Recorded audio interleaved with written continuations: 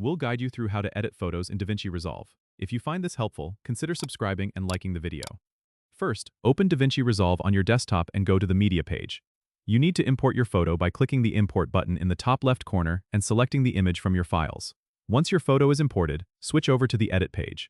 Here, drag your photo from the media pool down to the timeline. This will let you start editing. Next, to make adjustments to your photo, click on the Color tab at the bottom of the screen. This page gives you access to powerful color grading tools. You can adjust the exposure by using the lift, gamma, and gain wheels on the right side. Move these wheels to enhance or darken your image. For color adjustments, use the color wheels or curves to modify the color balance and saturation.